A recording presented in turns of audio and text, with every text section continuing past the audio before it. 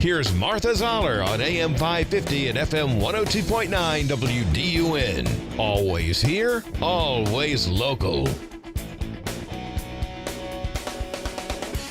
And just to be clear, that we have Europe buying Russian oil still 4 years later. They are financing the war against themselves. It is the Martha Zoller Show. That was Scott Bessent, who is quickly becoming one of my favorite people in the administration. I mean, he's what I love in a bureaucrat. Yes, I love me some Marco Rubio, where he is clever and smart and, you know, he shows passion about things and all this kind of stuff. And you need that in the Secretary of State. But what I love about Scott Bessent is he is a boring bureaucrat. You know, he just cares about what's happening. He works on things and he gives the alarm bells. And he's saying what a lot of people I don't think realize. You've got all these European countries that are demanding that we work harder to help with Ukraine. And look, what's happening in Ukraine is terrible. You've got something like 2,500 young men and women a week dying and have been every week for the last 4 years. I mean, millions. I haven't done the math, but I know it's over 1 million people have died in this war. And these are always young people, right, that get killed in wars like this. And we've got these situations where people like Scott Bessent are sounding the alarm and they're saying, hey, man, you're telling us that we should be doing this and you're still buying oil from Russia? You're still buying oil from Russia? And probably from Iran, too, in some of these countries. So don't talk to us when you're helping to finance the problem that you have. So today, the president is in Davos. Now, they had a little interesting thing happen yesterday where the plane, Air Force One, so any plane the president is on is Air Force One. Any helicopter the president is on is Marine One. Okay, so if the president is on it, it's number one. So the president gets on Air Force One. Now, this is loaded down. This has got the press. This has got a bunch of cabinet members. J.D. Vance is staying behind because there's there's like the first, third, and fourth in line of succession on this plane with the president. Okay, so he's staying behind, and they get out an hour and a half, which would be, at Air Force One speeds, a couple thousand miles, and there's electrical problems, so they have to come back. So you're talking 3 hours there. Then they had to quickly unload the Beast, which is the limousine, and all the other things, and get on another airplane and come back. And they were only like 3 hours late, which is pretty amazing because I'm sure it took time to reload everything up. And they went back, no problem as far as mechanical. But again, when you start having electrical problems on an airplane, and it's an airplane carrying the President of the United States, you want to get that airplane back and check to see if anybody's been messing with the electrical and if there's anything else on that plane that's going to go wrong in flight. And so that's why they brought it back. They got a new airplane. It's not a new one. The problem is both of the Air Force Ones are like 40 years old. And that's why we're taking the airplane from, I think it's Dubai. I've forgotten, Dubai. But we got to refit that airplane because we can't just take an airplane for the President of the United States and then let him start using it. So the funny thing is everybody went up in arms about the fact he had that airplane, and then and then they criticized him for having it. He's not even going to get to use it because it was going to take 10 years for Boeing to finally get us the new Air Force Ones, which I don't understand. They've had this order for 15 years. Okay? You would think that this is like probably one of the most high-profile clients that Boeing has. Not the biggest, but one of the high-profile. That you could figure out how to get those done quickly. You think you could because it's good for you as Boeing to have the President of the United States flying around on a brand new Boeing airplane. So they got the Boeing airplane, and they're going to refit the one they got from Qatar or wherever, and then they're going to see if it'll be after the president leaves office before anybody gets to use this airplane because it's got to be, tricked out for the President of the United States because it's a flying office. It's got national security stuff. It's got weapons. I mean, this is not an airplane like a passenger airplane. So he got to Davos, and of course, he's going to be meeting up with all the NATO people, with all the European countries, the EU, the UK, all of that. And, he's going to bend them to his will. I mean, he has thrown out, as usual, the most ridiculous option and gotten everybody up in arms, gotten the markets up in arms yesterday. But he does this all the time. I'm exhausted from it, okay? But it seems to work for him, okay? So he's throwing it out there, and he'll end up somewhere in the middle and will have still gotten more than what he could have gotten in the first place. And that's where we are. That's the life we're living right now. I feel like I live on the island of misfit toys because it's all these people that shouldn't be able to get things done, but they are getting things done, and they're getting things done in a new way. So we'll see what happens with it. I think it'll be interesting to follow. But we've also got some other things that are going on right here. And today, kind of in and out of the program, John Lilly's going to be back with me today. Good morning, John. Scott Bassett is a genius. He is a genius, isn't he? He says smart things. When he talks, you need to listen. When he talks, you need to listen. Now, you're in the market world, and I'm not going to ask you to give financial advice, but the markets were, last week they were fantastic. It was flirting with 50,000, and not to say 48,000 is bad. 48,000 is still great, but it was a little volatile yesterday. It looks like it's going to be a little volatile today. Yeah, these tariffs, we're going to hear the old taco thing again.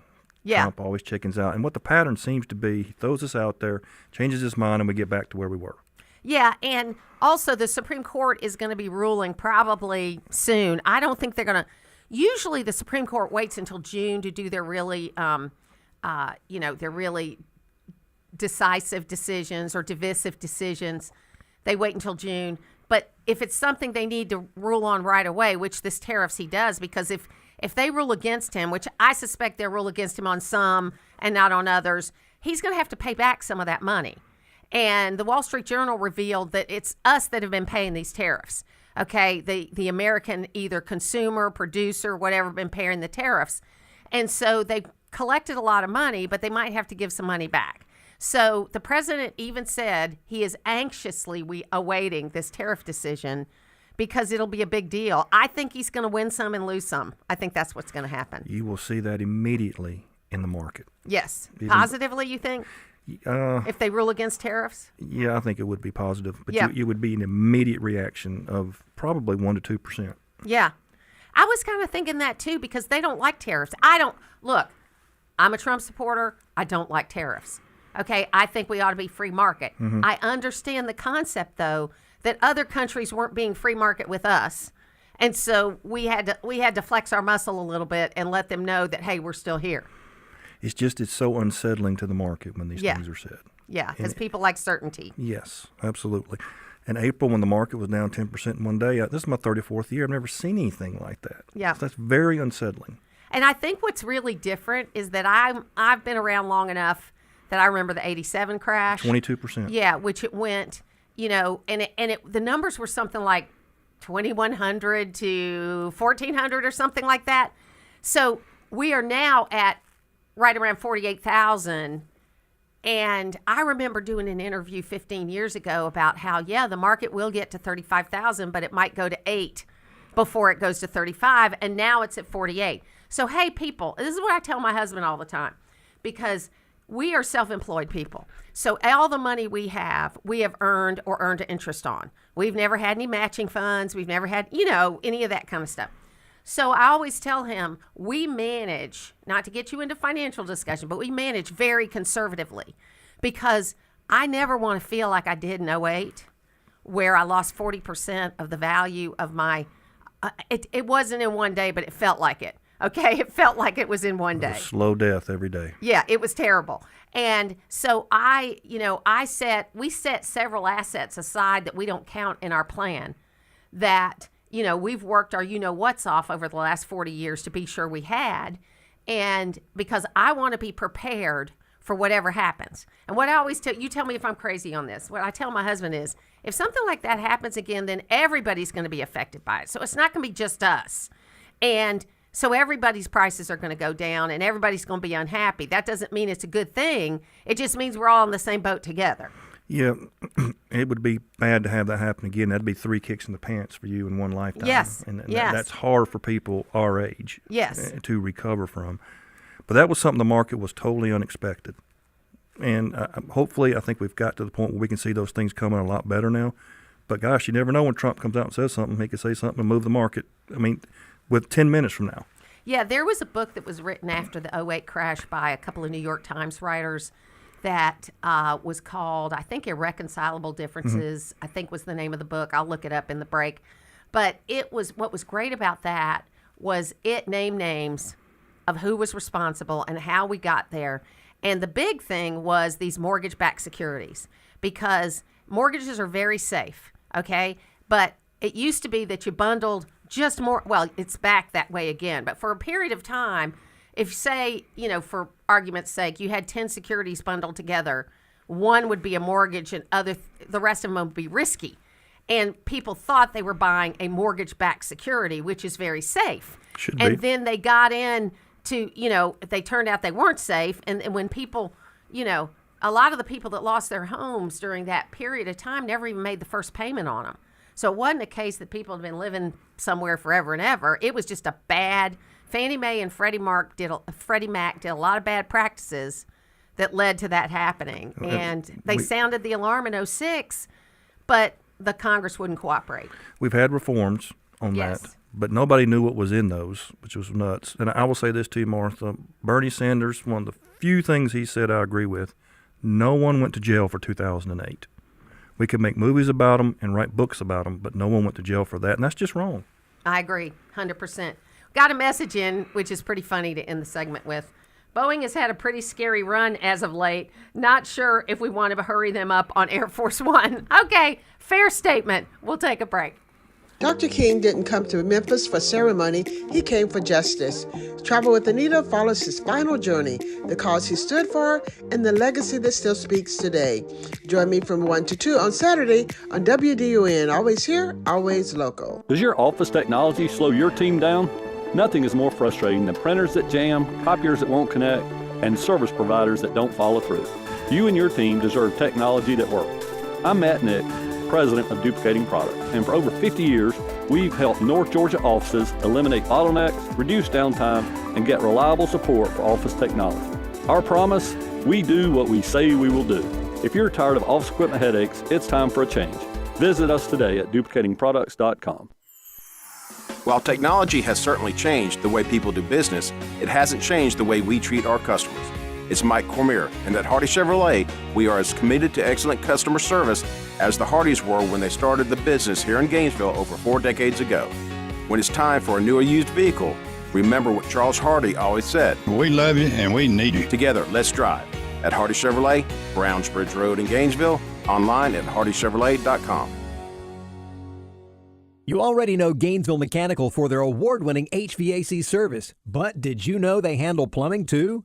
Because plumbing problems never happen at a good time, you need a trusted, experienced team there when they do. From small leaks to major repairs, Gainesville Mechanical is here for you with 24/7 no overtime rates through their Customer Assurance Maintenance Plan. Proud to be named Best of Hall for HVAC and plumbing, Gainesville Mechanical and Bryant, doing whatever it takes to keep North Georgia cool since 1989. Hear that? That's Mike. He took ZQL Pure Z's, so now he's sleeping soundly on a Sunday night. ZQL Pure Z's are fast-acting melatonin gummies with a complementary botanical blend to help Mike get the sleep he needs to wake up refreshed and ready to conquer Monday. Let's do this Monday. ZQL Pure Z's, just for sleep. Really great sleep. These statements have not been evaluated by the Food and Drug Administration. These products are not intended to diagnose, treat, cure, or prevent any disease. Use as directed. Welcome back to Winter Hack Radio, the place for clever hacks to survive the season. Icy driveway? Well, try spreading sand or birdseed to help with traction. Snowy puppy paws? Well, grab a whisk, brush it off, done. Catch COVID-19? Well, just get... Actually, there's no hack for COVID-19. But if you test positive, prescription medications for COVID exist. Ask your doctor if they're right for you. Visit PfizerForAll.com to learn more. Sponsored by Pfizer. Always here, always local.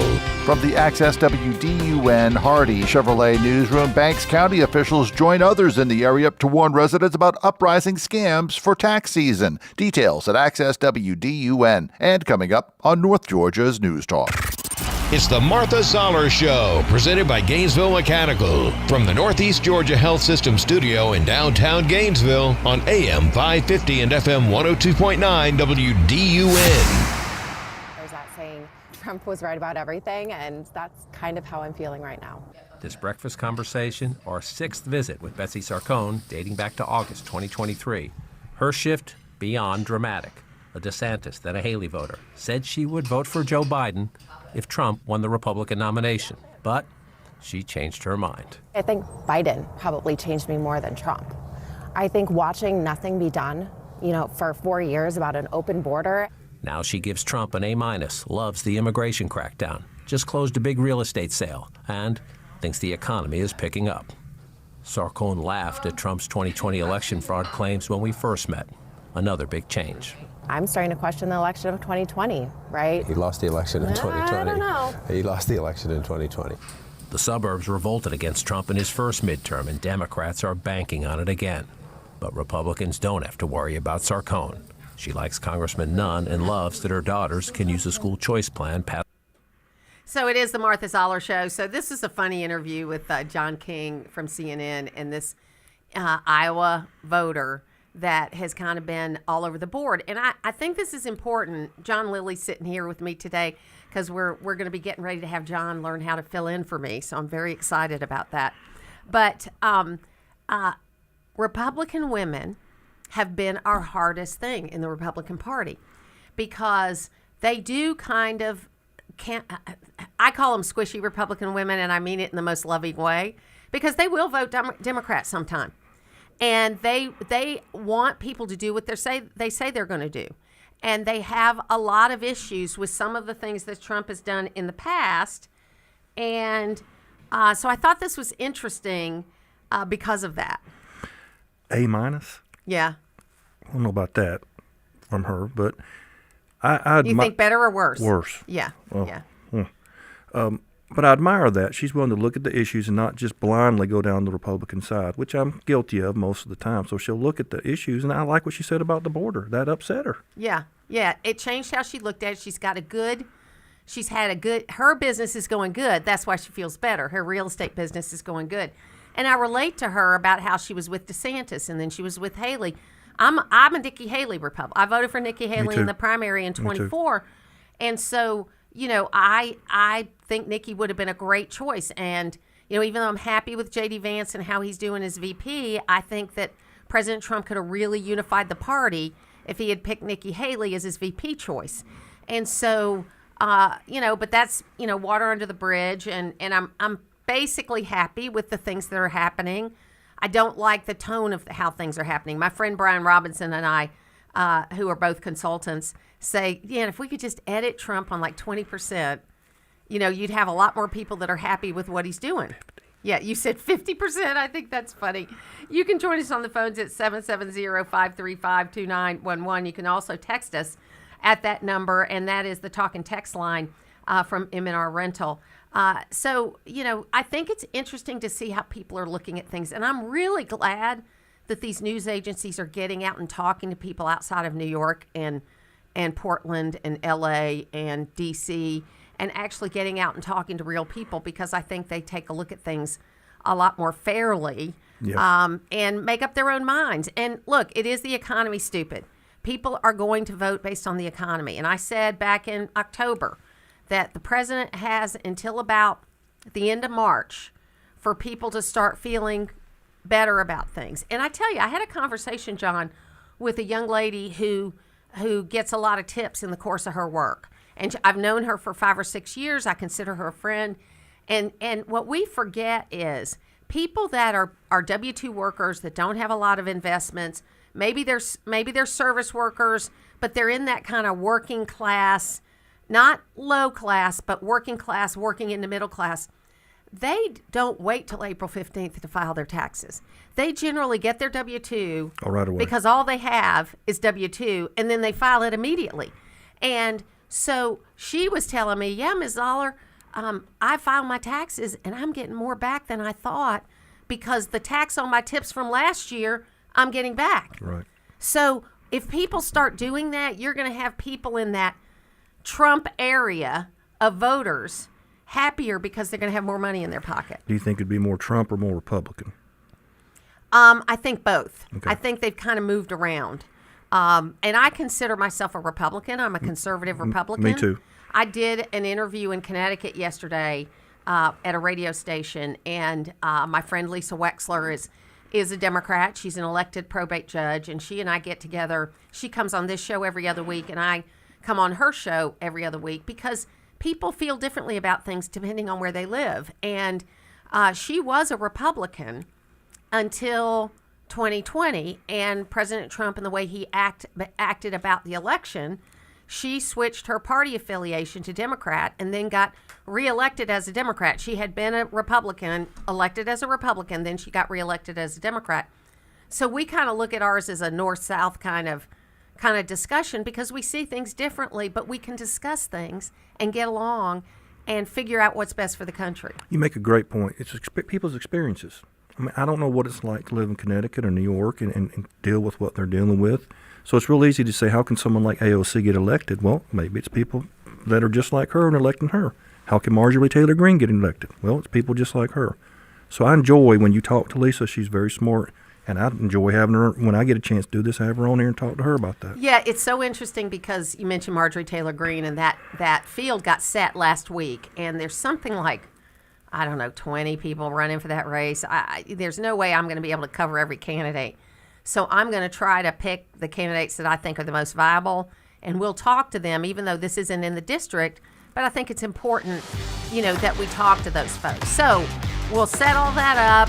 We've got lots of other candidates we're going to be talking to. And then next up, I'm going to talk to Jonathan Phelps, which is one of the people that got together with me and went to Israel. So we'll talk more next.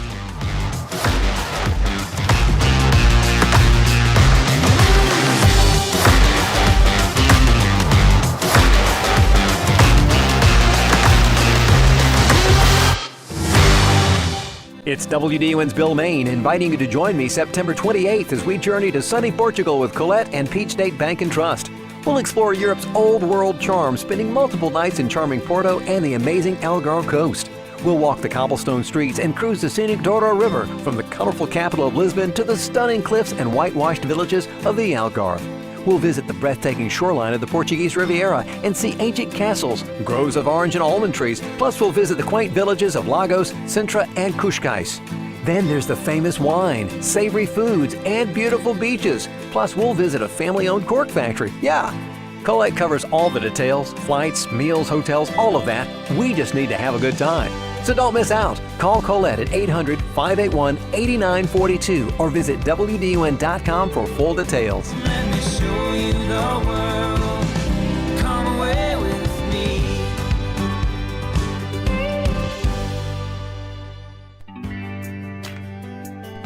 Did you know that one of Georgia's 9 regional food banks is located right here in Hall County? The Georgia Mountain Food Bank collects and warehouses donated food and distributes it to more than 65 feeding partners and meal serve sites across our 5-county service area of Hall, Dawson, Lumpkin, Union, and Forsyth counties. Learn more about our mission and how you can make sure that people in our community have the food they need to thrive. Visit gmfb.org. The kick is up. It is good, and the Broncos win. The excitement continues Sunday as the Broncos host the Patriots in the AFC Championship, followed by the Seahawks hosting the Rams in the NFC. The LA Rams have won in overtime. Conference Championship Sunday starts at 2 on North Georgia's News Talk. WDUN Gainesville, WDUN FM Clarksville, Gainesville. Always here, always local. It's 9:30. Fox News, I'm Therese Crowley. Drama in Davos. President Trump arrives to Switzerland 3 hours late after lights in the cabin of Air Force One went out and the crew turned around to change out the president's plane, but got right down to talking about America's economic turnaround. After 12 months back in the White House, our economy is booming, growth is exploding. Productivity is surging. Investment is soaring. Then explaining the U.S. plan to acquire Greenland, saying only the U.S. can protect this giant piece of ice that we need for national security. You may want to check the store for salt today. Big winter storm for 30 states this weekend. The storm is forecast to stretch over 2,000 miles, affecting 30 states from Nevada to New England, starting Friday and over the weekend. It's unclear exactly who gets what. The consensus is heavy snow from the Rockies across to the Mid-Atlantic, with more than a foot forecast around Oklahoma City and Dallas. America is listening to Fox News. Always here, always local.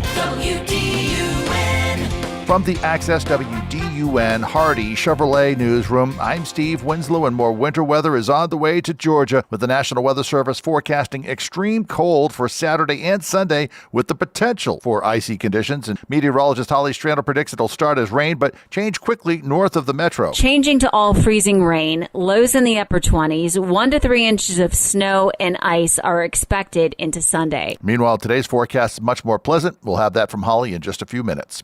A driver was killed in a single-vehicle wreck on I-985 northbound in Hall County Tuesday. Georgia State Patrol called to the scene near Spout Springs Road just after 8 p.m. Details revealed a Ford F-150 was traveling on the road and failed to maintain lane, traveling off the east shoulder. Vehicle then overturned multiple times before coming to a rest on its side. The unidentified driver transported for serious injuries, but was later pronounced dead. Stevens County Sheriff's Office says a suspect is in custody and another remains at large from an ongoing burglary investigation. More from WDUN's Lawson Smith. The agency shared in a social media post Tuesday that 49-year-old Chester Allen Mans of Toccoa was wanted for burglary in the first degree. Additionally, 54-year-old Jeffrey Dwayne Bohannon of Toccoa is wanted for theft by receiving stolen property. Mans reportedly turned himself into the Stevens County Jail on Tuesday afternoon. Meanwhile, authorities are still searching for Bohannon. Details about Bohannon and more news at Access WDUN. Now here's your Access WDUN weather forecast. Partly to mostly cloudy skies, so sunshine will be diminishing, mid-50s this afternoon. Tonight, a small chance of some rain showers, low 40s early tomorrow. From the Access WDUN Weather Center, I'm meteorologist Holly Strano. In Alto, 32 degrees, and in Gainesville, 33. From North Georgia's News Talk, AM 550 and FM 102.9 WDUN. They say it's hard to find things that are built to last. That may be true for some things, but not for metal roofing from Dawsonville Metal. Metal roofing can last up to 50 years. Now that's quite an improvement from traditional asphalt shingles. But more than durable, metal roofing from Dawsonville Metal is also fire and impact resistant. Plus you get all the quality and durability for about the same cost as a shingled roof. Talk to Justin Odom at Dawsonville Metal Products at 706-265-3099 or log on to DawsonvilleMetal.com. Full Bloom Nursery is now closed for winter and will reopen for the spring season in March. This is Kelly letting you know that we have services we offer during the winter, including consultation, design services for spring planting, and also pruning and maintenance of your landscape. Winter is a great time to get a head start on planning that beautiful landscape you've been wanting to achieve. Visit our website at fullbloomnursery.com and select the contact button to send us a message and get started on your landscaping goals. Use the Access WDUN Talk and Text line, presented by M&R Rental at 770-535-2911, and be part of the conversation. From the Northeast Georgia Health System studio in downtown Gainesville, it's the Martha Zoller Show on AM 550 and FM 102.9 WDUN. It is the Martha Zoller Show, and it's so great to welcome to the program Jonathan Feltz, a great strategic communicator, and also joined me on the trip that we took to Israel. And I may or may not have sung karaoke with him. I am not sure, Jonathan. How are you? I'm good. Great to be with you. Good to connect. Yes. So how are you doing? Because I know you hurt your knee while we were over there, and how did that end up?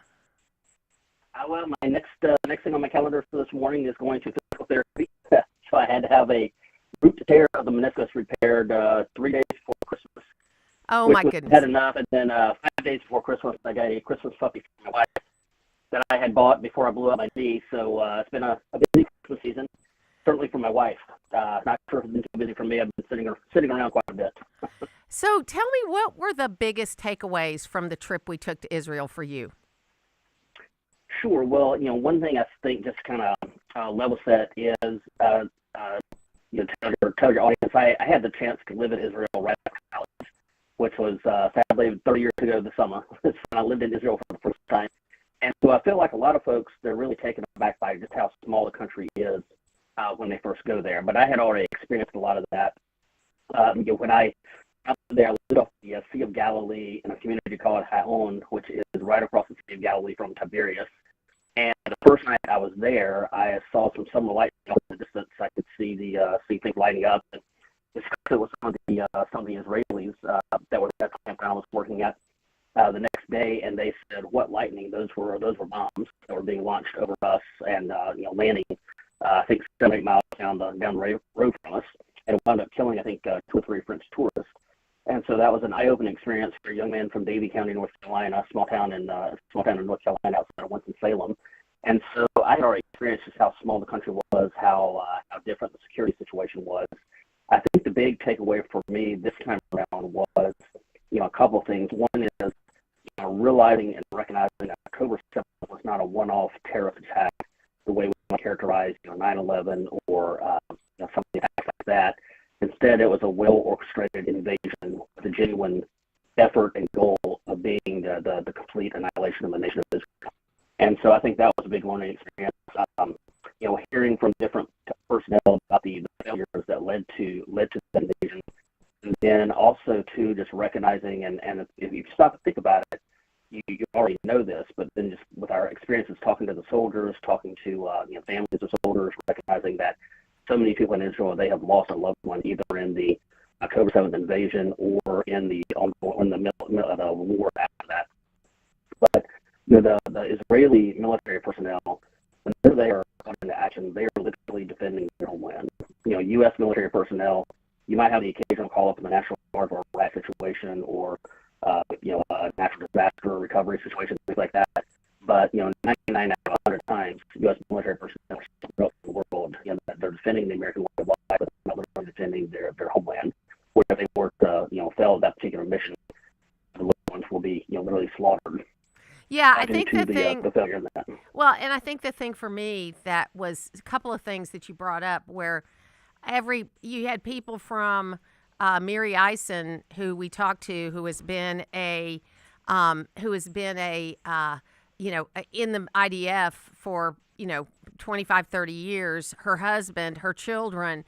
We heard this story over and over again that as soon as things happened, everybody went and got their go bag and went and reported to their duty station. I mean, it's just this total commitment to the security of their country by just about every person we met. Now, I realize people that were willing to meet us in that particular situation, they were going to be more pro-Israel, but at the same time, it was just that feeling you got throughout everywhere, number one.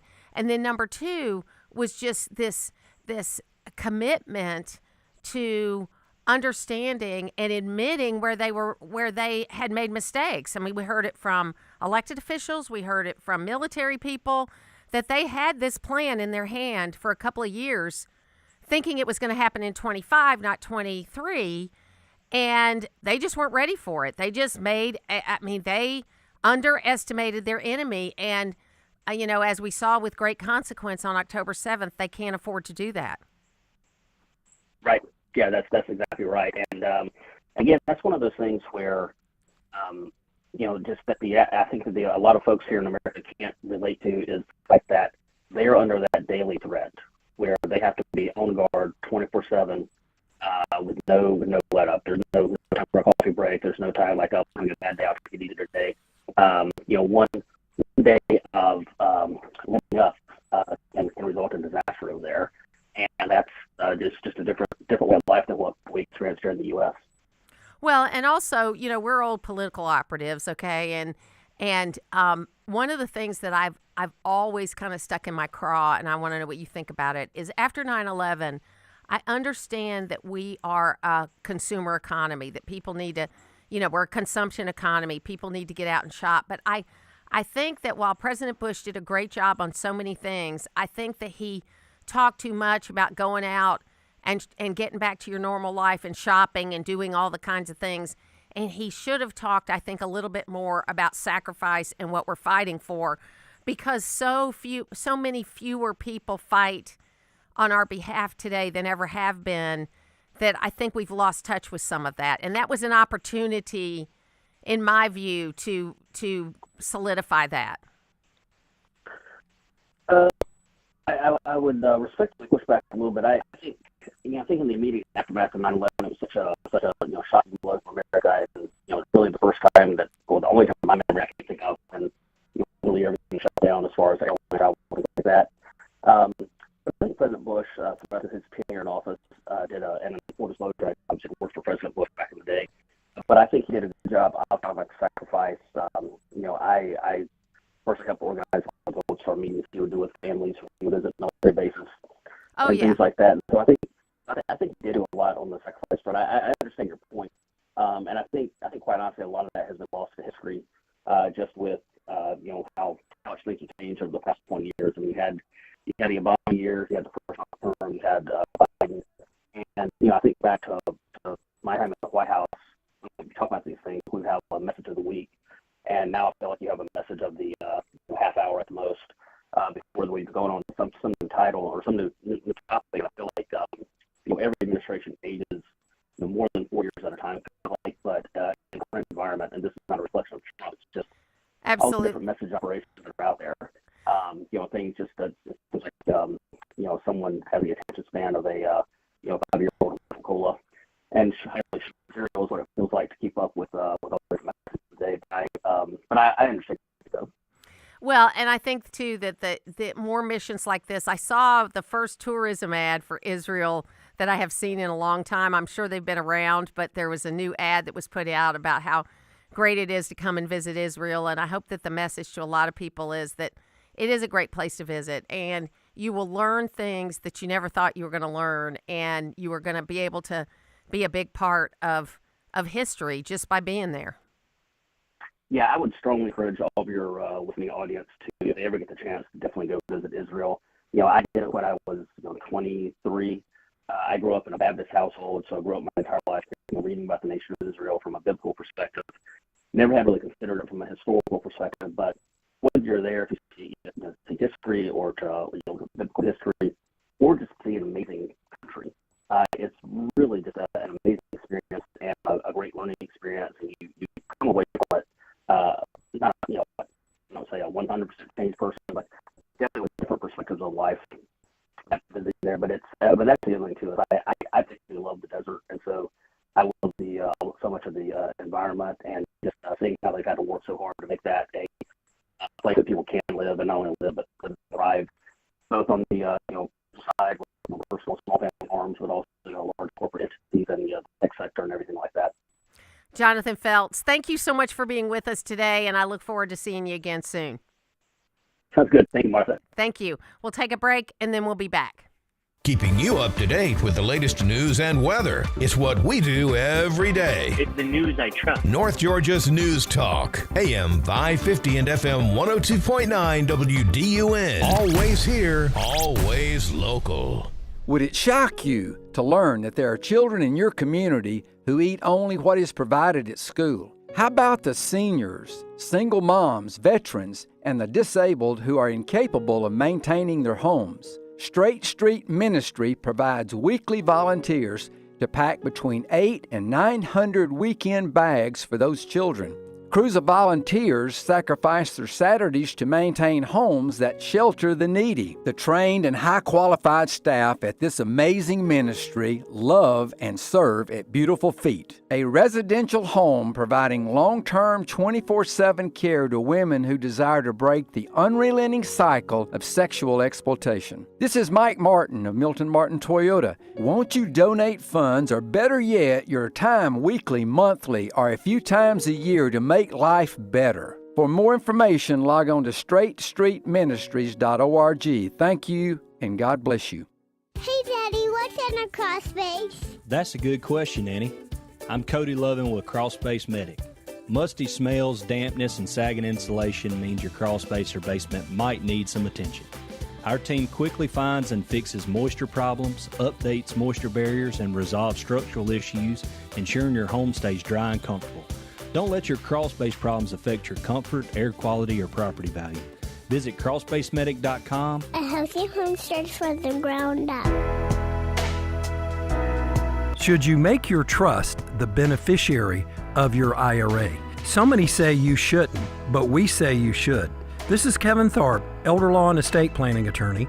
And if you want your IRA to be protected for your surviving spouse, children, or family, then you should leave it to them at your death through a trust. For more information, go to my website, kevintharp.com. You've got meals to plan, children to ferry from practice to ball games, shopping and dusting, and good grief. Give yourself a break and take your laundry to Townview Coin Laundry. Take your comforters, quilts, blankets, and mattress covers. They'll wash, dry, and fold your laundry, or you can use their industrial-sized machines. Townview Coin Laundry saves wear and tear on your washer and dryer and on you too. Get the stains out at Townview Coin Laundry at the corner of Bradford Street and College Avenue in downtown Gainesville, open from 6 a.m. to 9 p.m. Always here, always local. From the Access WDUN Hardy Chevrolet Newsroom, Hall County Sheriff's Office has a Gainesville woman in custody on allegations of child molestation from last spring. Details at Access WDUN and coming up on North Georgia's News Talk. It's the Martha Zoller Show, presented by Gainesville Mechanical. From the Northeast Georgia Health System studio in downtown Gainesville on AM 550 and FM 102.9 WDUN. Listen, Scott, and you listen to all this rhetoric coming out of the Republican Party. These are the same people that defended opening fire hoses on protesters in the 60s on the Selma Bridge. I mean, these are people who consistently I think those were Democrats, Julie. Just FYI. Those are Democrats. Scott, those were Democrats actually, in the 60s. Scott, people like you that was your party. Exactly that kind of behavior. But thank you for reminding everybody that Scott, Democrats were against civil rights. How about this, Scott? Why don't you let me finish and stop interrupting? Because clearly, whenever anybody tries You're to the one that brought up Democrats. I agree with you. Democrats shouldn't have been against civil rights. You're the person. Well, there you go. How about this, Scott? Why don't you continue talking, and I'll just sit here and listen to you. I love Scott Jennings. This is the Martha Zoller Show. John Lilly's here with me today. I love Scott because, he was just bringing up what the truth is. She says it's people like you, Republicans, that turned hoses on. That's just not true. The entire South was controlled by Democrats all from about 1870 until about 1970. You started having some Republicans get elected, but still it was pretty strong. We didn't get a Republican governor till 2002. Okay? And when Johnny Isakson was in the Georgia State House, there were only 6 Republicans. So all of the civil rights kind of stuff that we watch and are appalled by today, those were all Democratic elected officials. And the KKK was started by Democrats. It's so funny. People think the biggest lie that I was ever told, John, was that if you like your doctor, you can keep him. But the biggest lie that was ever told was on the Democratic website, where they say, we have been fighting for civil rights for 200 years. Because actually, they were fighting against civil rights from the end of the Civil War until Lyndon Johnson realized they needed the black vote. And when he became majority leader of the Senate, you read Robert Caro's book, Master of the Senate, in 1957, he got a Civil Rights Act passed, but he didn't have any Democrat votes in it. He voted for it, but the other 21 Democratic senators from the South voted against it. So, Democrats, I'm glad they've changed their tune, but it's Republicans that voted in the Martin Luther King Jr. holiday and signed it into a law. It was Republicans that passed the 13th, 14th, and 15th Amendments of the Constitution, which gave full rights to African Americans and black people. Republican whether you like it or not, a Republican president started affirmative action. It was Richard Nixon. So Republicans have a very good record on civil rights, but we have allowed Democrats to define us and rewrite history. And then there's no questions asked by media people. It's not hard to find out that, hey, no, wasn't Robert Byrd a Grand Dragon in the KKK? He was a Democrat, right? So we need to get the history right. And racism is wrong no matter who puts it out there. But the history is not that Democrats were always open to civil rights. Do you actually remember any Dixiecrats in your lifetime? Not in my lifetime. I might have been a kid when the Dixiecrats came along. Okay, so this is where they usually get their Republicans are racist theory, is that in 1968, when Nixon was running, he had this thing called the Southern Strategy. And that's where he went into the South, and he talked to, because Southern Democrats were very conservative. Right. And in the 40s, they had started the Dixiecrats, which were, they weren't Republicans, they weren't Democrats, but they were Dixiecrats. And that's where Strom Thurmond went and other people like that. And then there were the boll weevils in Congress, which were conservative Democrats that could line up with the Republicans to get things done. But what happened was in 68, yes, a lot of Democrats voted for Richard Nixon in the South in 68. And so that was their, we're getting you for that. It was a strategy. And look, Democrats were always more conservative. But what I always like to say is the Republicans like Strom Thurmond and those kind of guys, they're all dead. Okay, the Republican Party today is very different than and the Democrat Party today is very different than what they were 70 years ago. That's a fair statement. Those are not today's Democrats. No. And I don't see or Republicans. I don't see the point in going back and even discussing those completely different times than we're living in right now. Completely different times. Yeah, I think one of the things that are really interesting in any of this kind of stuff is you need to know the history, but you also need to be planted in today, where how people are today. And what we have right now in our state is over 40% of the people are undecided about what they're going to do over the governor's race. Close to 50% are undecided in what they're going to do on the Republican side as far as the Senate race goes. There's a lot of people that are undecided and feel unsure about things. And there's a lot of opportunity for candidates. Like I interviewed a guy yesterday, Clark Dean, who's running for governor, and I liked him. I mean, I tend to like outsiders. I am supporting Chris Carr for governor, and I'm not saying I'm not going to, but I think we need people like that to get out there and offer themselves for office. I talked to a guy today, a young district attorney that's running in the 14th district. That same kind of thing. He was a veteran. He was a JAG officer. He's been a district attorney. He's been in the community in Northwest Georgia. He's got a good resume. It's a different kind of resume. And I think we've got to encourage more of that.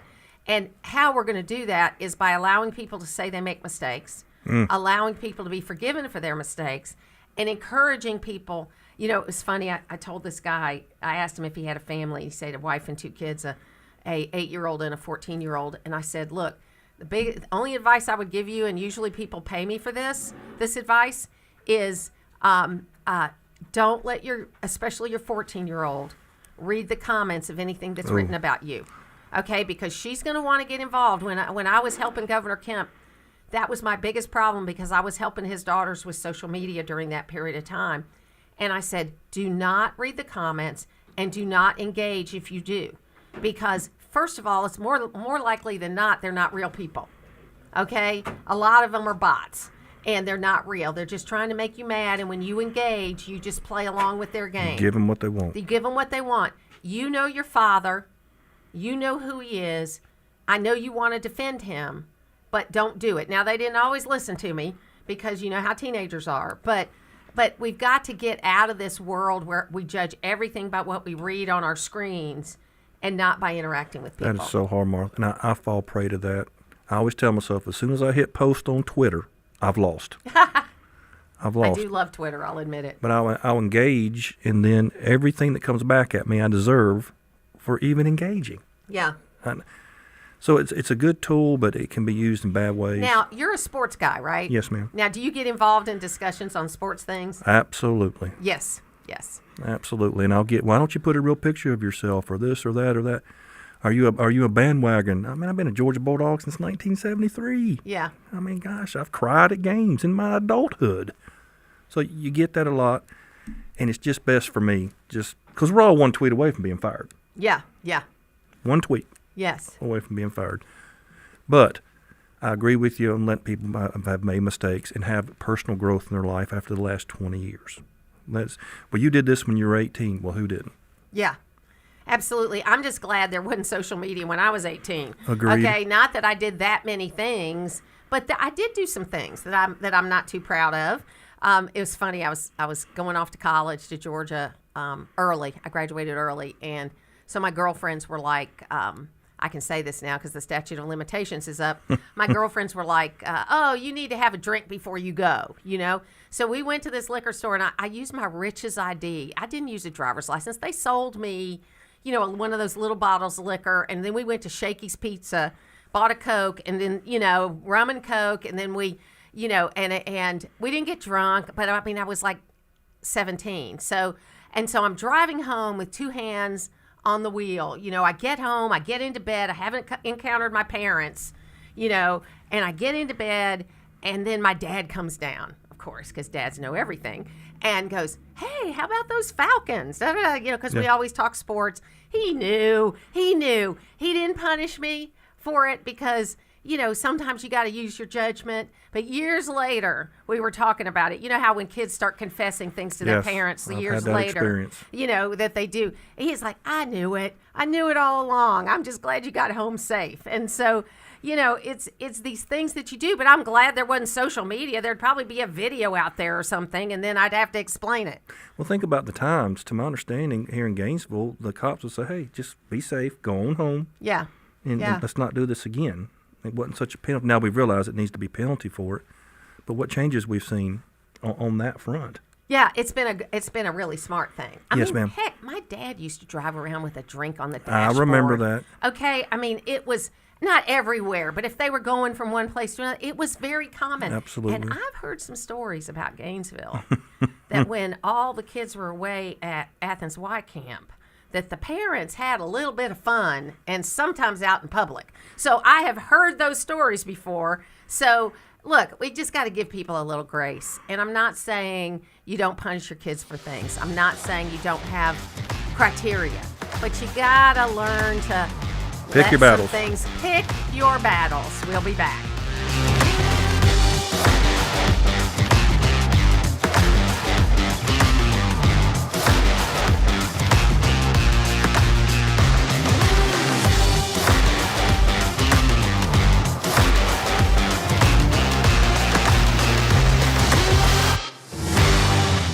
Some car dealers want to sell you a car. At Hardy Chevrolet, we'd rather help you find the vehicle that's right for you. This is Mike Cormier. We call it the Hardy Chevrolet difference. Since you're the one who will be in the driver's seat of that new Chevy, we think you should be in the driver's seat when it comes to making the selection. It's like Charles Hardy always said. We love you and we need you. Together, let's drive. At Hardy Chevrolet, Browns Bridge Road in Gainesville, online at hardychevrolet.com. Hey, can you blow up some balloons for Jack's party? I can't. I'm so congested. You need Sinex Saline from Vicks. Sinex Saline Nasal Spray? Yeah, just Sinex. Breathe. Sinex Saline instantly clears everyday congestion associated with colds and year-round allergies with a gentle, ultra-fine mist that's no mess and easy to control. Daddy, we need more balloons. On it. Enjoy life's important moments without congestion. Try Sinex Saline from Vicks. Just Sinex. Breathe. Use as directed. Oh, how's that flu, babe? Did you take DayQuil Intense Flu yet? Nah, I got this. Ugh, okay, I don't got this. You stay on the couch, and I'll grab the DayQuil. Undo your flu symptoms with DayQuil Intense Flu. DayQuil Intense Flu provides powerful relief of your flu symptoms. I'm ready for that to-do list. Wow, you do got this. DayQuil Intense Flu. The daytime coughing, aching, fever, under your flu, medicine. Use as directed, keep out of reach of children. WDUN Gainesville, WDUN FM Clarksville, Gainesville. Always here, always local. It's 10 o'clock. An icy territory is the hot topic at the World Economic Forum. I'm Dave Anthony, Fox News. All the United States is asking for is a place called Greenland. President Trump says the U.S. needs Denmark, a NATO ally, to give up control for national and world security. This land on which we're going to build the greatest golden dome ever built. That's the U.S. missile defense system he's planning. But this would not be a threat to NATO. This would greatly enhance the security of the entire alliance, the NATO alliance. The United States is treated very unfairly by NATO. But some NATO allies are pushing back, supporting Denmark, which says Greenland is not for sale. That has the president planning 10% tariffs on those European countries, which are considering a retaliation. President Trump also in his speech in Davos called again for Russia and Ukraine to stop their war. And I'm dealing with President Putin, and he wants to make a deal, I believe. I'm dealing with President Zelensky, and I think he wants to make a deal. I'm meeting him today. He might be in the audience right now. His special envoy, Steve Witkoff, plans talks today with Russia's leader. The president's done with his speech. He's now answering questions at the forum, and he told world and business leaders there. Growth is exploding. Productivity is surging. Investment is soaring. Incomes are rising. And he again urged the Federal Reserve to cut interest rates even more, hinting he'll soon nominate a new chairman to replace Jerome Powell, who the president is very critical of. Powell is now at the Supreme Court, where a Federal Reserve Board governor is asking justices to let her keep her job in a case being heard this hour about the limits of presidential power. President Trump said he fired Federal Reserve Governor Lisa Cook for cause after the Federal Housing Finance Agency accused her of committing mortgage fraud. She sued, and she said she hasn't been charged with anything. Her name came up in another recent case when justices considered whether the president could fire an FTC commissioner without cause. That's Jessica Rosenthal. America's listening to Fox News. Always here, always local. From the Access WDUN Hardy Chevrolet Newsroom, I'm Steve Winslow, and a single vehicle wreck in Hall County Tuesday night has left one driver dead. WDUN's Lawson Smith with this report. The Georgia State Patrol says a trooper was called to the scene on I-985 northbound just after 8 p.m. Preliminary details revealed a Ford F-150 was traveling on the roadway and failed to maintain its lane, traveling off the east shoulder. The vehicle then overturned multiple times before coming to a rest on its right side. The unidentified driver was transported to Northeast Georgia Medical Center in Gainesville for serious injuries, but was later pronounced dead. Hall County authorities have arrested a woman from last week on child molestation charges. Sheriff's Office arrested 32-year-old Jessica Faye Adcock of Gainesville last Friday after she was accused of molesting a young girl sometime between April 17th and May 20th of last year. The victim is a girl under the age of 16, and she disclosed the incident to a school counselor earlier this month. That's B.J. Williams with the Sheriff's Office, who adds Adcock and the victim knew each other before the alleged incident. Adcock is being held in the Hall County Jail without bond. Banks County authorities remind residents of a common scam around this time of year. WDUN's Hamilton Keener reports. The Banks County Sheriff's Office put out a PSA on Tuesday saying scammers become more active and aggressive around this time of the year due to tax season.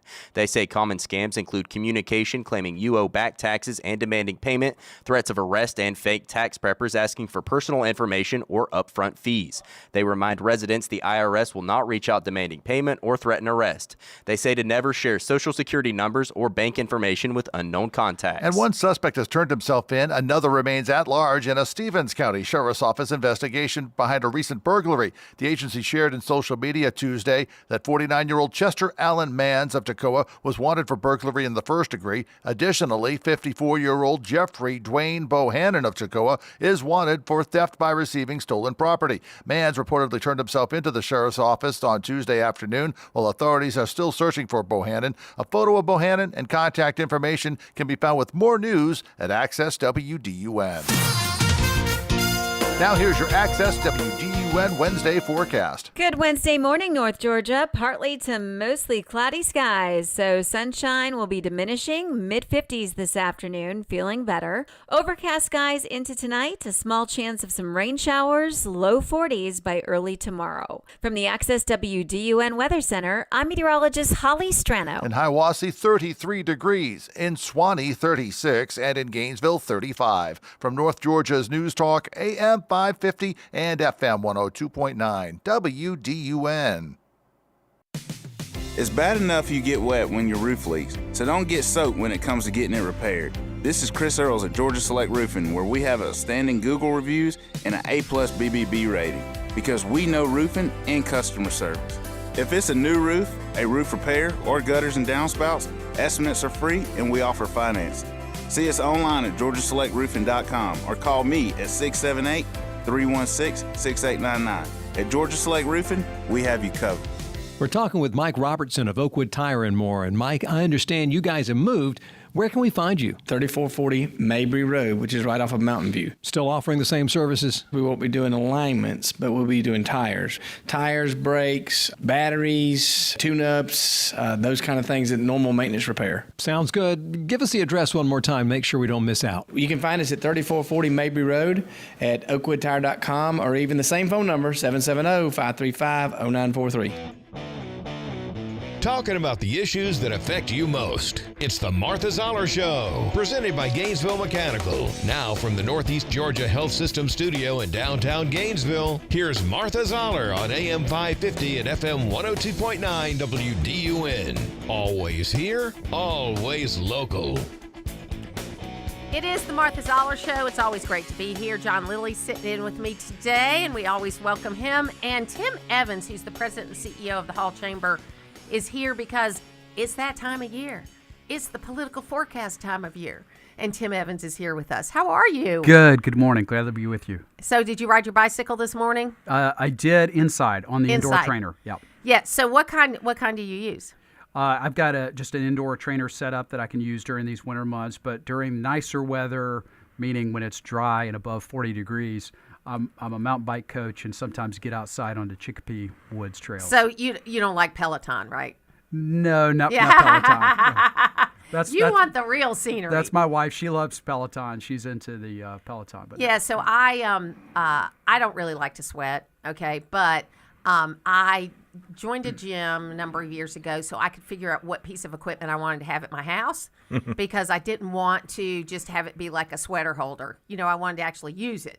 So I joined, and then it was the rowing machine. So I got myself a rowing machine that I put in my office, and I'm not a girl that's going to do an hour, but I'm going to get on it 2 or 3 times a day for 10 or 15 minutes, and just kind of do it that way. That's the way I like to do it. It's a stress reliever more than it is, a cardiac workout. Do you picture yourself being on the water when you're on it? No, not really. But I tell you, it's funny. My son, Chip, who was most athletic of all my kids, but could figure out a way to do the least exerting job. Maybe he got that from me. He was the coxswain on the rowing team when he did that.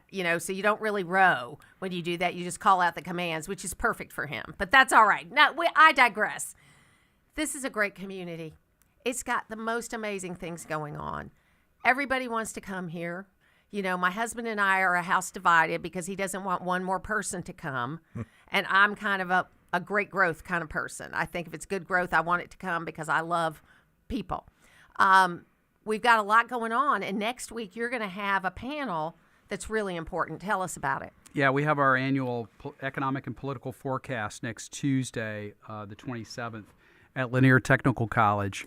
And we've got a panel that represents a cross-section of the business and economy here in Gainesville, Hall County.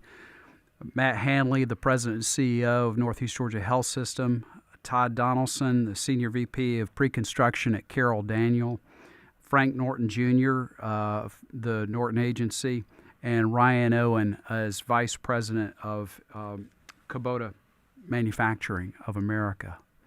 So that's a great cross-section of thought and opinion. And in this day and age where you can get facts, you can get overloaded with facts from anywhere, this is a group that can provide you some context about what's going on and help you as a business leader, not just hear information, but also give you a plan to not react, but plan ahead for this new year.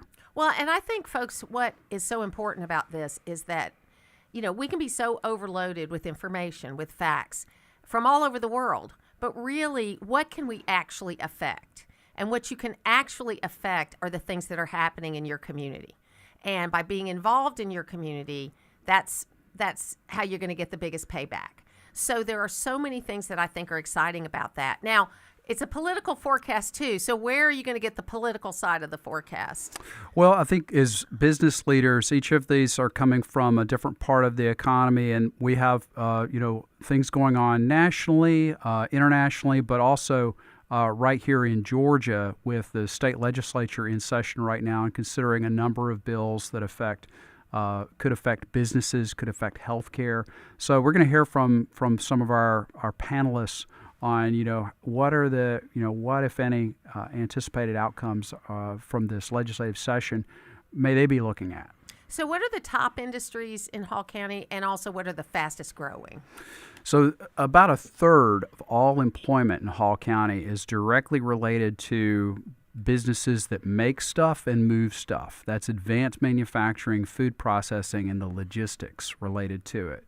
It's right at 34,000 people that are employed by those kind of key core companies, and it makes up what I call one of the legs of the stool of our local economy. And those are businesses that they don't just make stuff and move stuff. It's also their headquarters in many cases. I just mentioned Ryan Owen is on our panel from Kubota.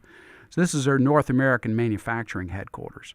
They have accounting, they have all their design, engineering, a huge number of engineers that work at Kubota, as well as their executives for that part of the business. And we're very blessed that we've got a lot of the companies that have both their headquarters and their production assets that are here in our community. So we've got the decision makers that are getting involved in the community and nonprofits in the schools, and they bring a lot more to the table than just the folks that they employ and the incomes that come from it. And are those also the fastest growing? So they're the source of a lot of new jobs for us. Existing industries are certainly the top job producers for our community in what we work on and touch. I would say a fast-growing area for us is another leg of that stool, healthcare, with over 500 healthcare service providers, and the largest of those being the largest employer in this region, Northeast Georgia Health System. In healthcare, we've got about 15% of all employment in Hall County, and Northeast Georgia Health System is has a huge impact not just on Gainesville, Hall County, but the whole region of Northeast Georgia. An annual economic impact of $7.8 billion is the most recent study that we saw, and that's just Northeast Georgia Health System by itself. That's so amazing. We had Matt Hanley in here last week, and some of the work they're doing is really cutting edge, as well as just the expansion that they've had, but it's such a fast growing portion of the economy here.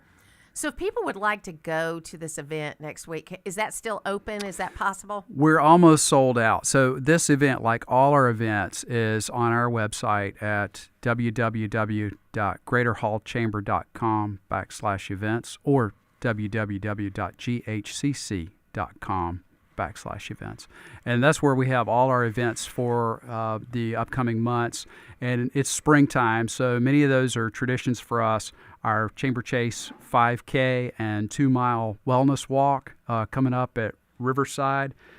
In March, we've got our gala coming up in May, our Healthy Hall event in March. So we've got a lot of things going on that touch every part of the business community, and it's a great way for people to get involved and participate. John, did you want to ask something? Or Yeah, in our cycling times, when I finally catch up to you, to hear your stories, how national or international do you think Gainesville is at this time? Well, we get a lot of recognitions that we don't necessarily apply or ask for. This last year, we were named the #1 small metro area in the country. By Milken Institute for economic growth. Is that Michael Milken? No, Milken Institute's a long-standing economic institution in the U.S. with their headquarters in Washington, D.C., and they're a nonpartisan think tank that focuses on the economy and economic impact. But Site Selection this fall also named us the #1 small metro area in the country for our economic growth. So those are things that we've been in the top 10 of those lists for the last decade, but this was the first time we hit #1. Congratulations, due to your hard work. Well, I think it really speaks to just the economic vitality, and we have this resiliency that we are blessed with in Gainesville, Hall County that puts us far ahead of all of the other metro areas in Georgia, but also many areas in the country. So we had talked about what are the kind of primary legs of the stool, being, those advanced manufacturers, healthcare. We've also got a strong small business and education sector in Hall County. And, when we look at how we are compared with our other metro areas in Georgia, we're long term, our unemployment rate is below all of those. And we are at the top of the metro areas in terms of, prosperity and just jobs that are available to people. So what I hear from a lot of young people, and I'm talking about kind of in that just out of college to maybe early 30s age, is how difficult it is to find a job in this new way that job hunting is, where you go, AI decides if you're qualified or not, and they'll even say in the application, don't call to follow up. I mean, I don't understand that at all, because when I was hiring people, and I've had as many as 60 people work for me, the people that were persistent, it kind of helped them get to the top of the pile, you know what I mean? And I hear that so much from people in that age group. I know it's got to be true. And then, of course, you compound in the housing affordability and, all that kind of stuff. How big of an issue is that for the chamber? I mean, do you hear that from people, and do you see that as a part of your mission to help people find jobs? I know you do job fairs and things like that. Well, in fact, I was going to mention our job fair for the spring is coming up April 2nd from 10 to 2 at the Gainesville Civic Center. And we do that each spring and fall. We had over 1,000 people come through the door this last September for our fall job fair. And we hear over and over again that's a way of making personal connections to hiring managers. And I'll relay a story. Since we were doing a program this morning at Bernal's Downtown Center, and about a year ago we had a job fair at the Civic Center, and Bernal was there with their booth. Their HR folks were there, and a young lady walked up.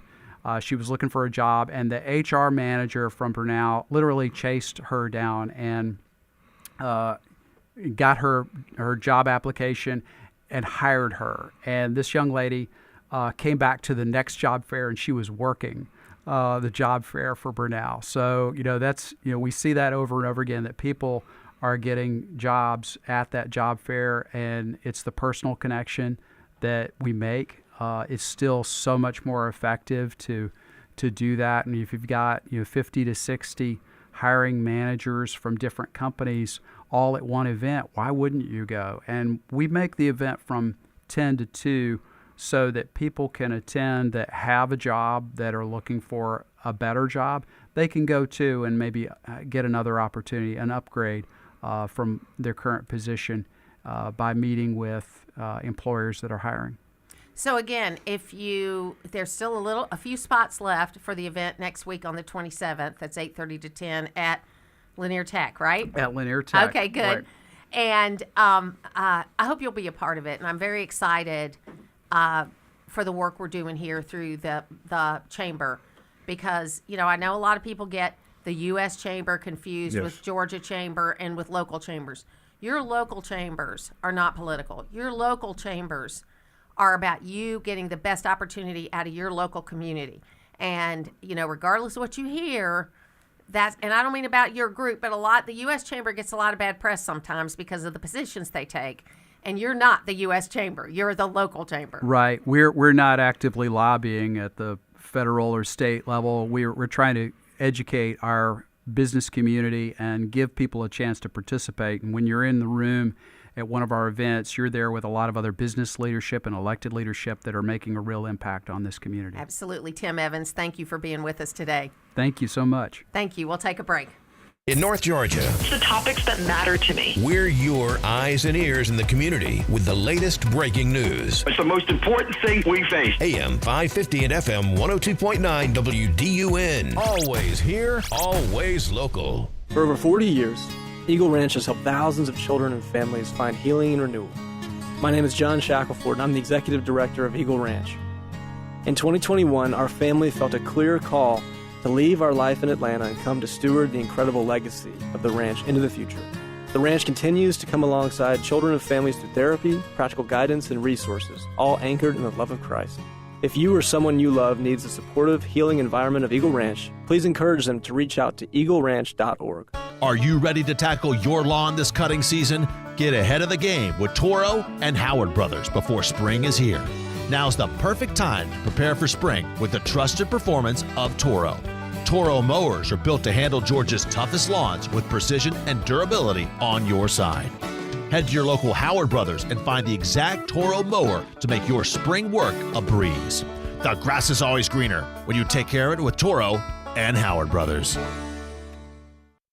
Matt Hayes here from Hayes Chevrolet Buick GMC Cadillac in Baldwin. Check out the new savings event here at Hayes. 2026 Chevy Trax for only $24,990. 2025 Chevy Suburbans for $11,000 off MSRP. Or best of all, a 2026 Chevy Silverado 1500, $10,000 off MSRP, including trades assistance rebate. Ask about our free lifetime powertrain warranty and come check out these deals and more at Hayes Chevrolet Buick GMC Cadillac in Baldwin. 250 years of America, built one town, one voice, one unforgettable mile at a time. This year, as our nation celebrates its 250th birthday, Travel with Anita brings those stories to life with Quarter Miles Travel. We're sharing the places where history still breathes, communities that shape the country, and landscapes that remind us of who we are. But these aren't just stories to hear. There are places you can go, roads you can travel, experiences you can step into. Quarter Miles Travel connects you to real destinations, real people, and real journeys waiting for you. Listen to us on air, online, and wherever you get your podcasts. Then visit travelwithanita.com for itineraries, travel ideas, and places where your next story begins. The adventure starts when you reach into your pocket. Always here, always local.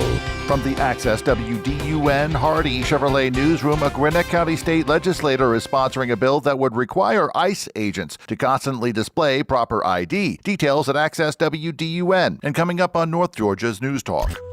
Use the Access WDUN Talk and Text line, presented by M&R Rental at 770-535-2911, and be part of the conversation. From the Northeast Georgia Health System studio in downtown Gainesville, it's the Martha Zoller Show on AM 550 and FM 102.9 WDUN. So I think there's three ways to look at this. The first is that he really wants Greenland and he intends to take it by any means necessary. The second is that this is just a giant troll and he doesn't intend to do it at all and that he's just trying to distract. Do you really think that's a possibility? I actually think the third possibility is the most likely one, which is that this is a gambit. The president is after leverage and he's using this maximalist approach in order to scare everybody into doing whatever it is he actually wants. And what that is, it could be a number of things. I think he wants a really good deal on rare earth minerals. I think he wants more access for our troops should, God forbid, we have access. We're the ones who took our troops out. But it has to go through Denmark. I mean, it's not so simple. I think he wants better terms for that. I think he wants to scare the heebie-jeebies out of Russia and China, and he wants to show them also that he's willing to upset the Europeans in order to get his way. He's coming in here and saying, look, I am willing to do whatever it takes to get what I want. And I think that maximalist position is meant to pave the road for some hopefully more reasonable things. So it is the Martha Zoller Show. That's Batya. She is fantastic. And we know that the president is in Davos. John, you've been following it a little closer, John Lilly, than I have, where the president has sort of said he's not going to use force. I mean, the headline is he's not going to use force, but he, in his own inimitable way, kind of qualified the statement that, you know, if we did, we would be unstoppable. But, you know, I don't think we're going to do that. Well, that was according to Market Watch, to quote the source. But he said, look, we're not going to use force to take Greenland. Of course, that's got the market up 0.78% today. So it kind of goes back to what we talked about this morning. All he's got to do is say something, and the market can react. It's funny, too, because he hates for the markets to go down. And so when he says something one day that causes the markets to go down, he's usually going to, you know, taco on it the next day. I'm not going to, but I kind of agree with Batya that he wants these people he's negotiating with to be off their feet, and so that they will finally say, you know, okay, what do you want, Donald?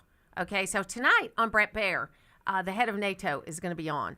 And I'm really looking forward to that interview and the interviews that Brett is able to get from these people, because I don't think he's fighting against NATO. I think that he is just letting people know. I think she brings up a good point that he wants China and Russia to see that we are not just lockstep in with the Europeans, that we are leading the Europeans. We are not just kowtowing to the Europeans. Because while I love Europe, I love European culture, I love traveling there, okay? They have not done the best job with their strength. And it's because we've been there to back them up, okay?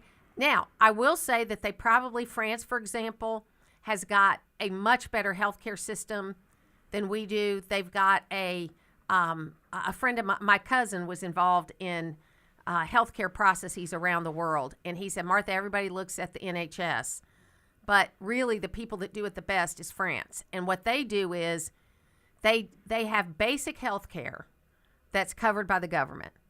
Everything else is insurance. So like your checkups, your vaccines, your this, that. The problem we have when we negotiate something like this, though, is that you're going to have some faction, mostly of the Democratic Party, that's going to say, plastic surgery is basic health care. It's not. You've got to have an agreement on what basic health care is. Basic health care to me is your regular checkups, the tests that go along with that. If you're over 50, it would pay for your colonoscopy. If it's over those kinds of things, nothing extra, and then you pay insurance on the rest. And not to mention, if you don't get your way on the plastic surgery, you can sue and tie up more money. Yeah. And so that goes on and on, then sets a precedence. Yeah, I love it how Obama always said, well, the whole tort reform thing wasn't an important thing, but it is. If you don't think doctors will order tests because they're afraid of being sued, you're wrong. It's what I hate the most about what's happened with our healthcare system recently, because I don't interact with it except on a basic level now. I mean, I haven't been sick in a long time, knock on wood. And so, really sick. I'm not talking about normal stuff. But the thing I don't like is, like, maybe you had blood work done at X doctor, and then they refer you over because you've got some problem to another doctor, and then that doctor wants to do blood work too. You just did the blood work. Why can't they just send it over? And they're better now with MyChart in sharing stuff. Yes. They're much better.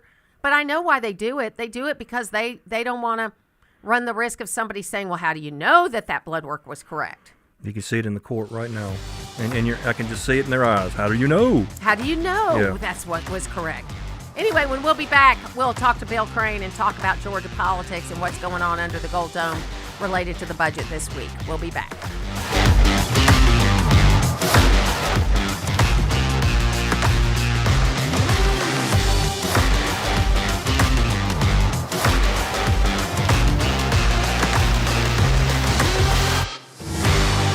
This is Grant Nichols, and at Loretta's Country Kitchen, we know life can really pile up. There's work, getting the kids to practice, and shopping. With all that, the week can really wear you out. The last thing you want to do is spend Saturday in the kitchen. Not to worry, we've just added lunch and dinner to our Saturday lineup at Loretta's. That's right, not only are we open for breakfast on Saturdays, but we're also serving up lunch from 11 till 2 and dinner from 4:30 until 8. Give your kitchen and your family a break with breakfast, lunch, and dinner Saturdays at Loretta's Country Kitchen, Mundy Mill Road, Oakwood, where it's all good. It all comes down to this, folks. Yep, the entire season is on the line. But my throat has officially thrown in the towel. Sounds like you need Vicks VapoCool drops. They're max strength and vaporize sore throat pain. Whoa! These VapoCool drops hit fast. Speaking of fast, did you just see that play? Yeah, he vaporized that ball. That pun should have come with a penalty. Vaporize sore throat pain with Vicks VapoCool drops. Use as directed. The new year means new resolutions, not just for your body, but for your finances as well. Did you know that financial health is directly related to your identity protection? This is why you need LifeLock. LifeLock monitors hundreds of millions of data points per second. If your identity is stolen, LifeLock's restoration specialist will fix it, guaranteed, or your subscription money back. Resolve to make your identity, health, and wealth part of your New Year's goals with LifeLock. Visit LifeLock.com and save up to 40% off your first year with the promo code BECK. Terms apply.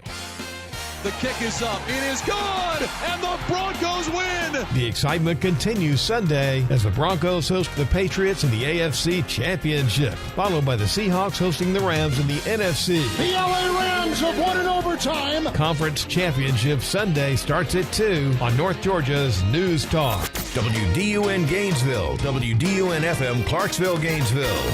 Always here, always local. It's 10:30. Fox News, I'm CJ Papa. President Trump holding court at the World Economic Forum in Davos, Switzerland, claiming he will not flex American might to grab Greenland from Denmark. That's probably the biggest statement I made, because people thought I would use force. I don't have to use force. I don't want to use force. I won't use force. He insists the U.S. must have the right, title, and ownership of the Arctic island, then explained. All we want from Denmark for national and international security and to keep our very energetic and dangerous potential enemies at bay is this land on which we're going to build the greatest golden dome ever built. The president threatened to use tariffs to get European support for his bid to acquire Greenland, but the French president, Emmanuel Macron, points out the EU can retaliate with its own so-called trade bazooka that would close EU markets to U.S. goods. America's listening to Fox News.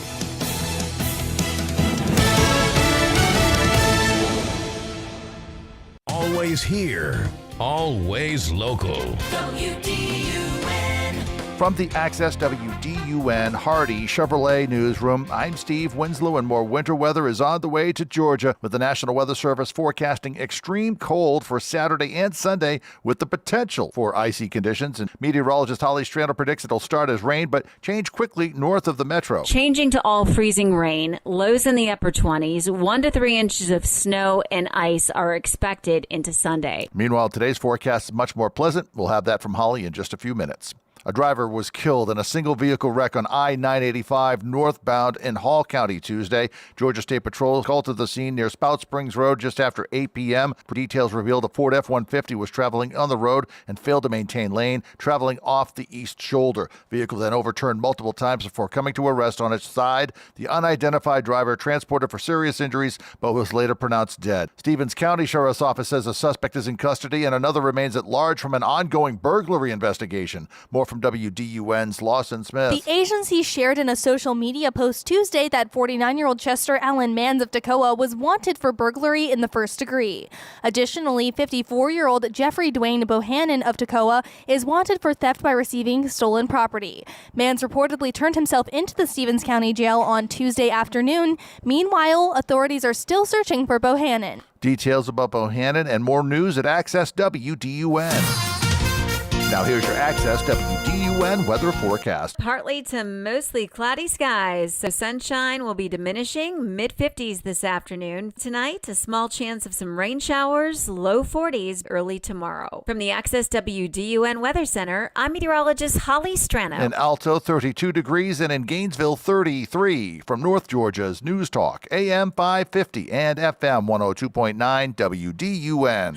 For 33 days, that's right. 33 days, 333 people will win. $333 in cash 3.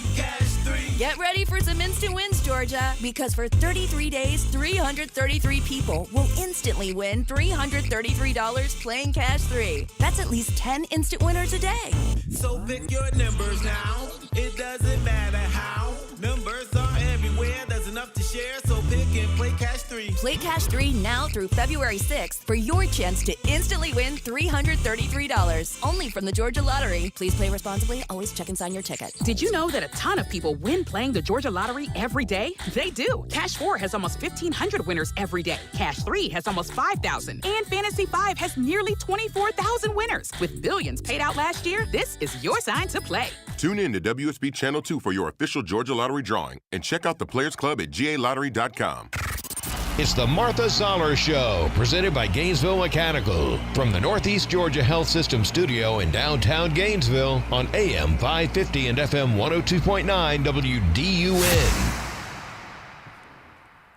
It is the Martha Zoller Show. I'm here with John Lilly in the studio, and we're going to talk to Bill Crane because it's a big week in Georgia, Bill, where We had a special election yesterday where, not surprisingly, with the number of candidates that were in there, it's going to a runoff. The Democrat got 34%. There was only one Democrat. So I think this is not likely that the Republicans will lose this one. This is the special election for John Kennedy. But you got to get back out and vote in, 4 weeks, whatever it is. I don't know. 4 weeks, I think. Yeah, and the pattern has been consistent since this being a municipal election years. Democrats have been coming out in the first elections more than the Republicans. Most parts of the state, their vote is between 30 and 35%.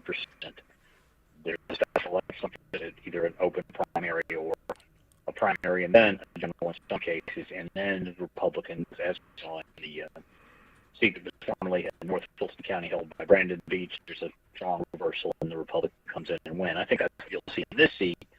But the GOP really does, on the state level, need to get its act together and turn out a voter identification in the primary, because as you lose that momentum rolling into the midterms, which are already looking like they're going to be brutal, we could see one of the chambers of the state's legislature flip parties. So what do you think about the budget week this week? I mean, are you hearing anything out of there related to any surprises? I haven't yet. No, but in the governor's state of the state, I want to give him his due for the first time in Georgia proposing a serious funding effort for needs-based scholarships for college students, with the federal government drawing down Pell Grants pretty substantially, and Georgia only having about 1 to 3% of its college scholarships being needs-based. The governor proposed a program called Dreams, $325 million this year, $300 million going into an endowment, $25 million being available for scholarship application. And the scholars who are eligible to meet the criteria would receive $1,000 per tour of tuition assistance per semester, which is still a bit less than most scholarship scholars, but certainly able to make community colleges, associate degrees, and certainly all the tech and trade schools within reach again. Yeah, I'm excited about that, and I think there's a lot of projects there. I did talk tomorrow. I'm going to have 3 of our legislators on, and then Friday I'm going to have the rest of the delegation on, just to kind of as we got to the end of this week. And you know, I had Jeannie Seaver from Moms Against Gambling on earlier in the week. I just really think that while gambling comes up all the time, I just think there's too many people up for election that they're going to tackle something that controversial in this session. What do you think? I think they're going to debate it on the floor. If the state's not eliminating the income tax, it appears the governor budget only takes the income tax down from in this year 5.19 to 4.99, which is 0.02%, not eliminating it. Yeah, absolutely. Hey, Bill, we've got a little bit of a bad connection here for some reason, so we're going to go ahead and say goodbye this week, and then we'll have a nice log segment next week, okay? Yeah. All right, thanks very much. So, I'm sorry, we're having a little trouble with the phones where it's a little bit of a. It'll be interesting to see if when the callers call in, you know, if it sounds that way too, Logan. We just don't know. But it's a little sketchy. Yeah, just some phone issues. As we know, technology can be our greatest friend, but also our worst enemy. But we've got the proper personnel ready to go, and we'll get it fixed as soon as we can. Absolutely. So, John, do you, in your work, and I know I don't want you to do any financial planning, but do y'all look at state governments as well as federal governments as far as how you're doing things, or do you look more at big overarching trends? It's the big overarching trend. It's a top-down. Each state can do things differently, but the federal level can really have an effect on immediately, yes, as ma'am. We've seen, right? Would you say this is still a real volatile market? With Trump out there, yeah. Yeah, yeah. At any time, something can happen. But it's on an upward trend right now, and the market always looks 6 months to a year in advance, and it's telling you things are looking good going forward. I don't like how Trump goes about it, but we do need more rate cuts. Yes. For a lot of reasons. Yeah. One of the reasons the rates are where they are is because he is trying to tell Jerome Powell what to do. Markets don't like that. The Fed needs their autonomy. And if we can get some rate cuts, I think things will get even better later in the year for a lot of people. So you can join us on the phones at 770-535-2911. You can also text us at that number. And I think I had one text message that I did not get to. I want to make sure that I got to all of it there. Oh, yeah. So it was a little bit of a long one, but Todd in Buford says, when you folks talk about the 2008 real estate crash, you make it sound like there was a good percentage of people that defaulted on their loans. Wasn't it a very small amount that actually defaulted? Yeah, it was a small amount, but in mortgages, it was not 1 to 2% total. It was 1 to 2% over what normally default. And that's why it was, it was a challenge. And the book I told you about in the first segment was not the name I put out there. It's called Reckless Endangerment is the name of the book. And it's by 2 New York Times authors that followed this. But what I loved about the book, it told the whole story of how the crash happened. And it named names on all sides that were responsible for the policy and what they did and did not do when they saw warning signs. And that was the big thing. There's usually warning signs for these kinds of things to happen. But we didn't listen. But we didn't listen. And it was political. It was partisan why they didn't listen, because the Bush people saw it was coming. They tried to get some legislation to soften the fall. And at that time, Nancy Pelosi had taken over as Speaker, and she wasn't going to cooperate because in a weird way, they wanted things to go bad. And I don't think that's, I can't believe that regardless of what party you are, you would really want the economy to be bad. But there are people in politics that want the economy to be bad. Todd's point's a good one. Here in Gainesville, since a lot of people are tied to real estate, maybe we saw it more here than nationally. But I'll tell you, I loved Rush Limbaugh, but I heard him say one time, I hope the Obama economy fails. I heard him say it. Yeah, he did. I hope he fails, is what he said. And we can't have that. I agree. We ought to be rooting for the economy to do well. Todd went on to say it didn't take many to cause such a huge loss in value of investments, and the losses were gains to an incredibly small amount of Wall Street people.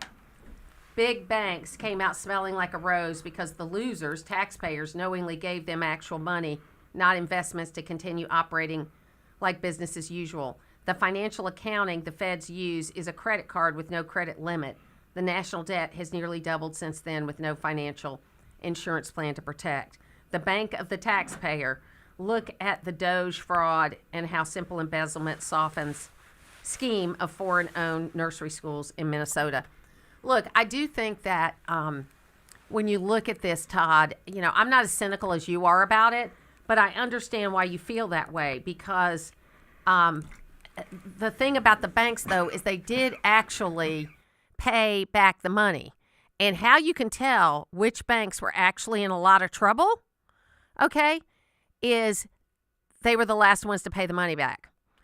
There were some banks that the minute the money was given, because the idea was, I think there were 19 banks, the idea was they gave everybody the money because they didn't want anybody to know which banks were in trouble because they didn't want to cause a run on those banks. So they gave everybody the, quote, bailout. It had to be paid back. And how you can tell which banks were really in trouble was the banks that weren't in trouble paid the money back right away, and the ones that were in trouble paid it back late. Well, that's true, but also the papers were printing the Texas ratio every day in the paper showing you which banks were struggling. So yes. Everybody knew. Yes. I mean, it was just a bad time. Everybody, this bank's fixing to go out. And then all those people knew they were fixing to lose a job, and it just spiraled on. And again, it's the black swan. No one would think the United States banks would fail, but it caught us way off guard. Caught us way off guard. We'll take a break, and when we come back, we're going to hear some audio from Jake Fromm, and he was as mad as I was about all the alliteration, trying to make it sound like Carson Beck had such a hard time at Georgia. So we're going to talk about that next. What's your sign? This is Phil Benelli on the next edition of North Georgia Business Radio X. We're talking with Joe Nation from Gainesville Signs and Graphics. Find out how he's improving our city landscape and what he can do for your business Saturday at 3 on WDUN. Full Bloom Nursery is now closed for winter and will reopen for the spring season in March. This is Kelly letting you know that we have services we offer during the winter, including consultation, design services for spring planting, and also pruning and maintenance of your landscape. Winter is a great time to get a head start on planning that beautiful landscape you've been wanting to achieve. Visit our website at fullbloomnursery.com and select the contact button to send us a message and get started on your landscaping goals. Hi, this is Cal Cooley with Electronic Sales Company, and joining me today is Charlie Bramwell, Director of Interactive Neighborhood for Kids, better known as INC around here. when we help move your burglar alarm, fire alarm, cameras, and all the other things. I had no idea how impressive and big Inc. has become. Where's your new location? We moved to Oakwood, the center of Oakwood. Got anything special coming up? Yes, sir. We have several new exhibits coming in within the next month or two. The Department of Transportation is putting in some roads for us. We're talking to the FAA about bringing some monitors in so kids can actually see real-life flights. We have an extremely nice train exhibit. And yesterday, we was donated a train console from an actual train. We're going to refurbish it and put it next to the train exhibit so kids can actually be the train conductor and move levers and valves. I am so excited. Everybody, you need to go down there to Inc. in Oakwood. Your community partner in protection, Electronic Sales Company. See them today online at electronicsalesco.com. Paid for by Christian Care Ministry. Maybe this is you too. There's enormous frustration right now with healthcare costs. It is amazing. Healthcare costs for families in the last 20 years have almost tripled, and it just keeps getting worse. All this to say, this is why MediShare is so in demand right now. People are looking for alternatives, and MediShare is proven you can save thousands of dollars a year and actually like it more. Over 1 million Americans are now part of healthcare sharing, and MediShare is the gold standard. It's trusted, it works. It's been helping people save money and have peace of mind now for 30 plus years. It's not some big impersonal thing either. It's a community of people like you helping each other. So yeah, if you're frustrated too, here's your chance to make a refreshing change. You'll notice the difference as soon as you call. They're easy to talk to. You can get a price within 2 minutes. Here is the number. Call 855-51-BIBLE. That's 855-51-BIBLE. 855-51-BIBLE. Always here, always local. From the Access WDUN Hardy Chevrolet newsroom, Banks County officials join others in the area to warn residents about uprising scams for tax season. Details at Access WDUN. And coming up on North Georgia's News Talk. Use the Access WDUN Talk and Text line, presented by M&R Rental at 770-535-2911, and be part of the conversation. From the Northeast Georgia Health System studio in downtown Gainesville, it's the Martha Zoller Show on AM 550 and FM 102.9 WDUN. Fans did not like all the stuff throughout the playoff, and listen, I get it. I broadcast games too, and sometimes you just get hung up on one narrative, one storyline. I think the Kirk Herbstreit got way too hung up on the retribution for Beck, and now he's loving football again. And for the Georgia fans who were tuned in by the millions to watch this game, semifinal game prior to that, I just think that grated on their nerves. And I don't have a ton of ill will towards Carson. I really don't. But at the same time, I don't like what I feel like is a false storyline being pushed. So, Jake, I don't want to come down too hard on Carson, but I certainly don't apologize for saying that storyline was driving a lot of Georgia fans crazy. And the fact that we didn't have to hear that anymore at the end of the game, I do think Georgia fans were well within their right to be pretty happy about that. Yeah, I think the Kirk storyline, on one hand was trying to remove the wedge maybe between Georgia fans and Carson, but really unknowingly just kept driving that wedge, further and further down. So, I mean, look, when you look at Carson's career, his history, I mean, he is one of the more successful college football quarterbacks to ever play. And to me, you kind of can't claim the victim in this situation. You have 2 national championship rings in your pocket. You played for another one with a chance to win it. It just doesn't happen in college football. To play in 3 national titles is incredible. So the narrative to me is just kind of it got just way too much, headlines and ready for that to kind of be over. It is the Martha Zoller Show, and John, I'm a big Georgia fan as you are. And I was sitting there watching that game, and I remember saying to my husband, am I being too sensitive, or did they making it sound like he had a bad time at Georgia? Even though they didn't come right out and say it, it sounded like that. And then and Jake makes a perfect point. He started in 43 games in the course of his career. He has 2 national championship rings. He came in and won the SEC championship for the team last year. I don't understand. I don't understand why he would feel bad about Georgia. And he made about $8 million in the course of his career. Martha, I could almost take over this show talking about this point. I mean, here's a guy driving around in a Lamborghini. Rest of the team doesn't have a Lamborghini. You're getting all this press. You're throwing interceptions. Something was wrong. When Gunnar Stockton came into the game against Texas, it was a different team. So if you had a bad time, that's on you. It's kind of hard to have a bad time being the quarterback at the University of Georgia when you're winning all the time. So that brings me back to something you may or may not agree with, but I think the biggest mistake we ever made in college football, it wasn't NIL, it was way before that, is when they stopped doing the athletic dorms. When they stopped making those kids live on campus, have curfews, have discipline around them all the time, when they started letting them live off of campus where they had a little too much free time, that's when you started seeing all the speeding problems and, God forbid, the death of a student because of an accident, all of that kind of stuff. When you're living around other athletes, you all have the same common goal, and you're not going to get in trouble. You're not going to have alcohol or anything else in the dorm. When you're living with the average student, that stuff's there and available. Yeah. So, I mean, we all ate together. Well, I shouldn't say I was an athlete. I sat at the bench. But we all ate together and were around each other all the time, and it was just different. I don't remember any of that happening. Did you live in McWhorter? Yes, ma'am. Yes. For 2 years. There was nothing. There was an occasional fight at a bar, but there was no speeding or anything like that. And I think that's a great point. I hadn't thought about that, but that's an excellent point about that. Yes. Because to me, and I guess I don't mind the compensation because, you can't. It used to be that if you played Georgia football, you didn't train all year long, and in the summer, some rich donor would give you a job on a loading dock or something, and you could actually make money over the summer and you'd actually get a workout too, right? I mean, that was very common. Now these kids can't get part-time jobs because they're training all the time. So they need to be able to make some money. They need to have some money. But I'm old school enough that I think getting a free education at the University of Georgia is a big payment.